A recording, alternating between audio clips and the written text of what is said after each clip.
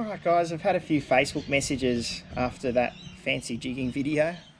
Stirred up a bit of shit on what I actually use to jig, what rods, reels and fucking jigs and stuff I use. Look, it gets pretty technical. I'm going to keep it very simple here. I'm going to show you what I use. It's pretty much the standard jig I use on the east coast of New South Wales, the east coast of Australia, but we'll just say New South Wales, say Coffs down to JB. It's pretty much this size here. It's a 220 gram or 230 gram river to sea spike. You see so many videos of everyone taking out these brand new jigs all spunky and shiny and shit. Here's the reality, guys. You go out on a day's jigging and that's what your jigs look like. You can see he's pretty fucked up there. He's all nice and chewed up, and people will go, oh geez, that doesn't work anymore. They don't care.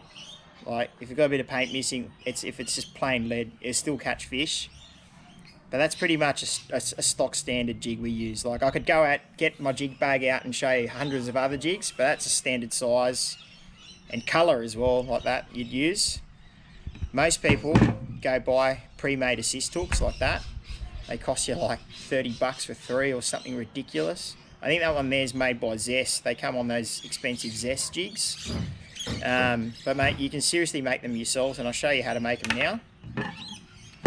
Pretty much what you need is you need some Kevlar assist cord like that. You get that in a few different and good tackle shops. Buy it online, whatever. But that's pretty much 250 pound is what you want. I've pre-cut this one, but you basically want to have it the same length as your jig. All right, that's how you set it up. A few different hooks and methods of rigging it up, but I'll show you the stock standard. Some people rig it on a swivel. I like the swivel for flutter jigs, but this isn't a flutter jig. There's a grommet. You can rig it one of them. You get some weird yuppie figure 8 and shit that's not worth using. And you get some decent hooks. It really doesn't matter how big it is, like what kind of brand or whatever hook it is, as long as it's a jigging hook. If you want to be a mean tight ass, you can still just use mustard live bait hooks. That works still the same. But essentially, when you pick your hooks, they got to be wider than your jig. Okay, the reason for that is when it's sitting there and you're jigging, it's hanging and protruding off your jig. So when the kingy comes and hits it head first, you're always going to get a solid hook set. Stock standard way to rig it, they're the fancy ways, is just with a solid ring. Majority of the time, I'm using this thing. All right, get your Kevlar, measured out, pre-cut. Okay, basically all you do, match the ends. And just tie an overhand granny knot, but don't tighten it up. Just hold up. I'm just going to come behind you. Yep. Okay. Good old Justin. How good is he as an assistant? Some people call him the accountant or the specialist. It's basically, yeah, just an overhand knot like that. Oh shit, I think I might have fucked that one. Nah, you're right. Just get it as equal as you can. Doesn't have to be perfect. Just lift it up to the concrete so I've got a bit of there you go. Contrast. Okay. Let's go over the top. Reach in. Ooh. Okay. Get it in there. Get it in the hole. Okay, so that's pretty simple. It's pretty simple. See, there's a little hole there. Now you get your jig hook. You just put your nose in like that. Now you can just tighten it up. All hell for leather, but just, yeah, basically just etch it down to begin with. Okay, till you got something like that.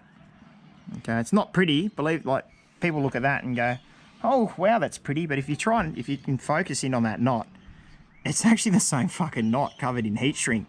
People are like, how come you don't heat shrink? Because the fact is, you actually don't need to. So I come in around the back there, I get that tip, and it's popping through the eye of the hook. Hopefully he wants to go through. Bit too much solder on this one. Here he is. Basically, once it's through, that's when you can just pull it all the way up, slide it up so you don't end up with a hook in your finger. Put your finger in there like that. There's a few different ways of tightening that, and I'm sure you YouTube and all sorts of shit and read about other bits. It's the way I do it. I've done it for years, so just pinch it up like that. Just give it a mad pull like this. Now you just pull it up tight like that, and then there's your cord. Pretty much exactly how it is. Don't need no super glue, you don't need anything else. I've done them before with, like, I've araldite a little bit on there just to make it look cool. I've heat shrinked it, but like, yeah, that's exactly how most of those are. Now all you got to do, you get your solid, you loop it on, just like that. Pull your solid up, make sure both of those tags of the assist comes in. Just pull it all the way up and tight. Pretty stock standard there. Prima. Now what you get, people are like, oh, why don't you cut that off? Nah, I like it there.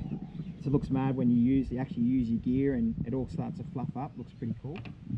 Very rarely does it fluff up. What you got to do now is you just got to get a splitty. Just leave your jig set up with a split ring on there.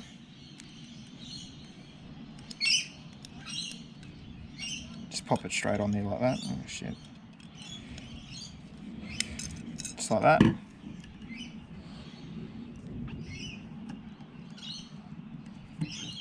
Put your ring into your solid into your split ring, roll it on, and she's good to go.